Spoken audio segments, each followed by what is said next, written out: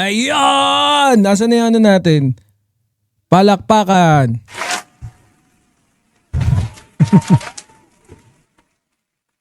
Magandang umaga, magandang tanghali, magandang hapon, magandang gabi. Nasa mampanig kayo ng mundo. Magandang araw sa inyo. Ay, syempre. Welcome sa isa na naman nating live stream na kung saan mambibirang lang na naman tayo ng isang political topic, no? At yun nga, asa na? Pasok na! Baka pumasok pa yung iba. Tingnan ko nga yung sound trip natin. So magandang araw po sa lahat, no? Syempre, dito na naman tayo sa Birahan PH. Grabe, daming balita, no?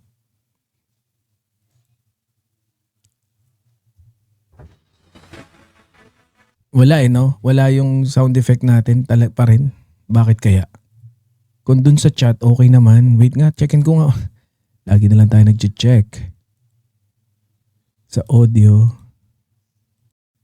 Test mic, test mic. Wala din.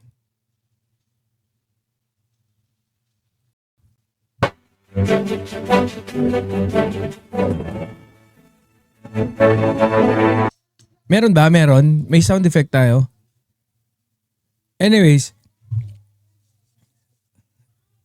Ano na? Simulan na natin to. Pero bago tayo magsimula, syempre, batian muna tayo. Asa na? Press 1, press 1. Para batian, tapos larga na tayo. Wala tayong timer ah.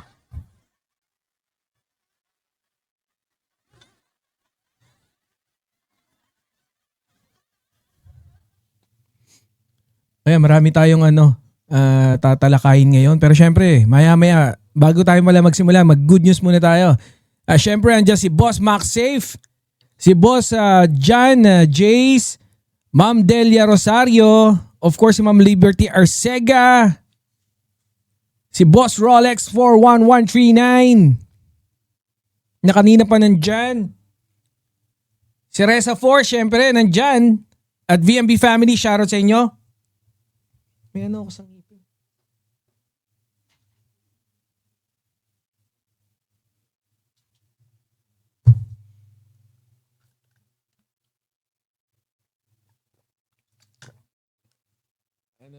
Nag-dinner na ba kayo, guys? Nag-dinner na tayo. Si Ma'am Ate Tiger Eye, syempre, dapat lagi nandyan. Si Ma'am Mel Babuan. O yan. Si Boss John J. Si Boss Jason. Okay na tayo? May ano ba? May...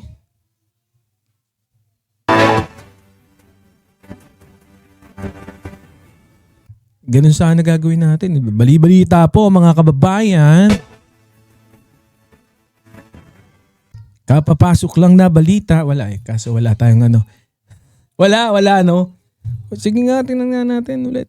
Ma'am Virgie pa-check ulit .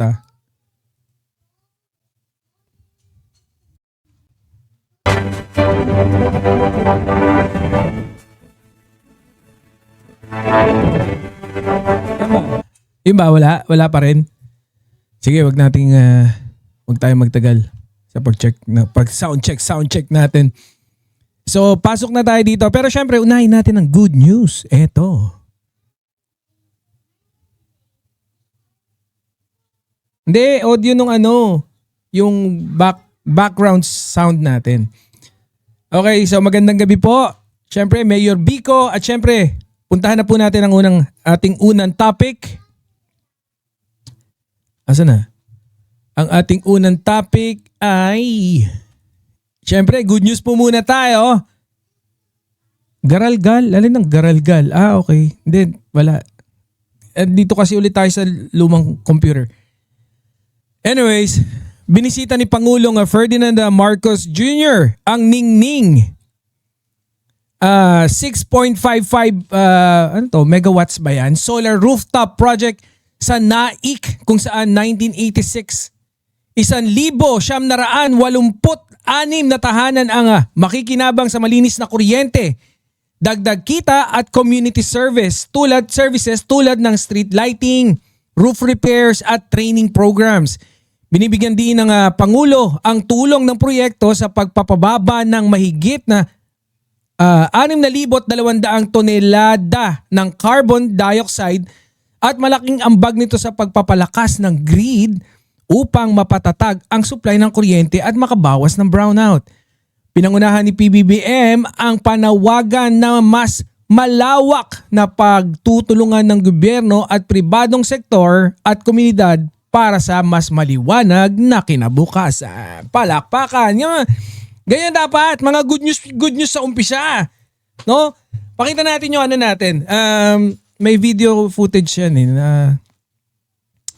Asa na?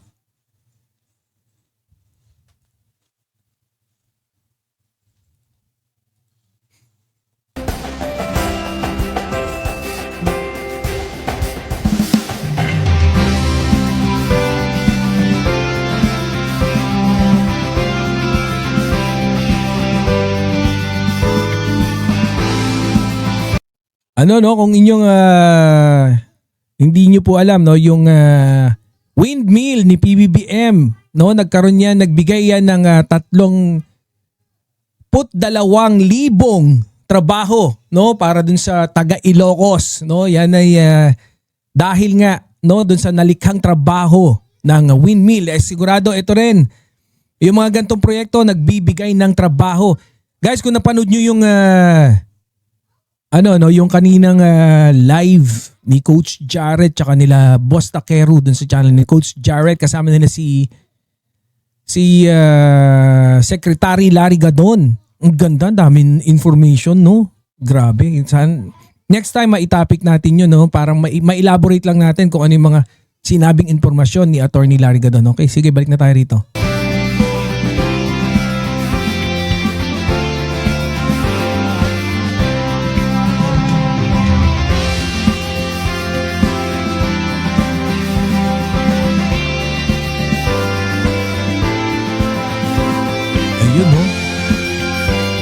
Guys, 1,986 I am pleased to join you all na today tahanan. here in the Ningning Solar Rooftop Power Facility. It's an initiative that is a monumental one as it lights up homes and the path forward to the country's energy transition. Solaris and Raymulan Lands have done something quite remarkable. They adopt renewable Galing no? Tama mag-speech si PBBM, ganyan dapat. Di ba? Walang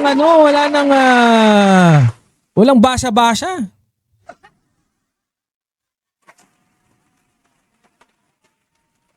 Diba? Ganun dapat eh. Pagka nag-speech, yung mga pampangulo. Hindi kagaya nung isa dyan. Nagbabasa na, mukha pang eng-eng. Pero good news pa pala muna tayo. Mamaya na tayo bumana. Sige, basa. renewable technology innovations right here on the rooftops of Filipino families here in Naik. Halos 2,000 tahanan ang kasama sa proyektong ito. Bawat isa sa kanila ay pinagkukunan ng malinis na enerhiya dahil sa mga solar panel na nakalagay sa kanilang mga bubong. I believe that this community in Naik is just the beginning. First to in the world First. Oh. Tita May. Ladies and gentlemen, I'm truly excited by what the Ningning project shows about what the future can be. Sa pamilyang naninirahan dito, maraming salamat po sa inyo. Kayo ang punot dulo ng proyektong ito. Ang inyong mga tahanan ay bahagi ng isang pagsisikap upang bumuo ng mas maliwanag na kinabukasan at mas malinis na kapaligiran. On our end as a government, we will continue improving our processes so we can promote and support and accelerate more innovative renewable energy projects just like this. Muli, sama-sama po tayo magsikap upang makamit ang isang mas maganda at maliwanag na kinabukasan, mamanahin at ipagmamalaki ng ating mga anak. Yan! Ganun lang. Kaya mo ba yan? Kaya nyo ba magsalita ng ganun?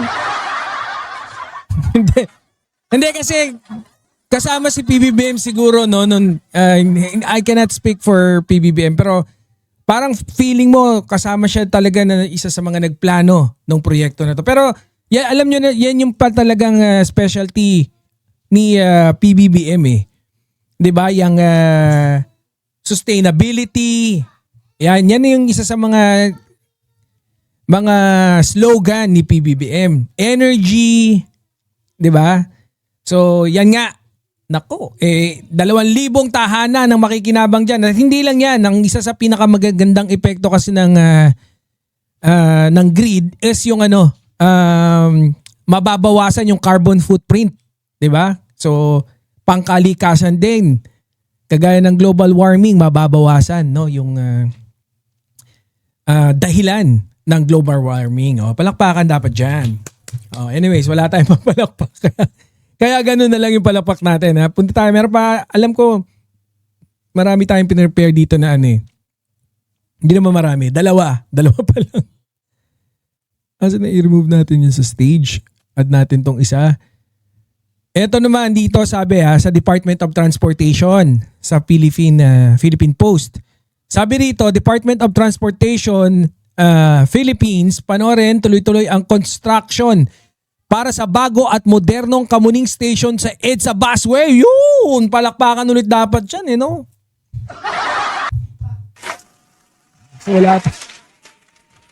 Wala tayong pampalakpak no?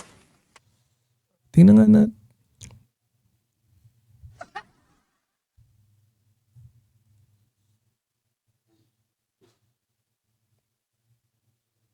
Ito talaga yan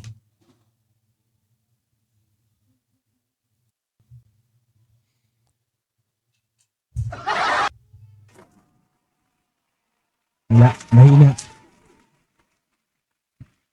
So, ayan meron tayong bagong Kamuning station sa EDSA Busway, pati na ang bagong footbridge na mas accessible sa mga pasahero, lalo sa mga senior citizen at persons with disability. Parang kala ko binago na yan, person with perseverance ba? Ito ay kasunod ng utos ng Pangulo na bigyan ng mas ligtas at maginhawang biyahe ang mga pasahero. Inspeksyon ni Transportation Secretary Giovanni Lopez ang ginagawang improvement sa Kamuning Busway Station at sa bagong footbridge nito na mapapalit sa Matarik at Kamuning footbridge. Yung pala yun kasi may gumawa. Hindi ko alam kung kaninong administrasyon yun May gumawa ng footbridge na pang ewan ko ba? No, pero ayan So, binabago na, hindi na tirek na footbridge Ibabalik na, tapos magkakaroon pa dyan ng train station. Yun ang Yun ang maganda dyan. So, patuloy ang paggawa ng mga infrastruktura na kung saan ang mga Pilipino ang makikinabang. Ganyan yan pala itsura, medyo modern. Ganda. Yan. Dapat ganyan yung gawin sa Baguio para makaiwas din sa mga traffic. Tas lakad-lakad na lang. Total, malamig sa Baguio Paano ang plano natin dito pare? So ito, bababa sila dito. Yan So puntahan nyo na lang. Usually pag gusto nyo naman maghanap ng good news, sa PCO meron. And syempre dun din sa sa PCO. Yan, maraming good news dyan na pinapakita. Okay? So, ayan. Punta na po tayo dun sa susunod nating talakayin. Pero bago ang lahat, syempre gusto kong batiin ng happy birthday ang ating mahal na tropa peeps, si Ma'am Chaicher. Happy birthday! Oy! Happy mo na, birthday mo pa. Ayan Bago tayo pumunta dun sa shoutout din po sa lahat sa mga bagong dating dyan. Shoutout sa inyo. At asa na? Oo, Ma'am Brenda Barto. Binati ko nga kanina yan. Naalala ko na yan.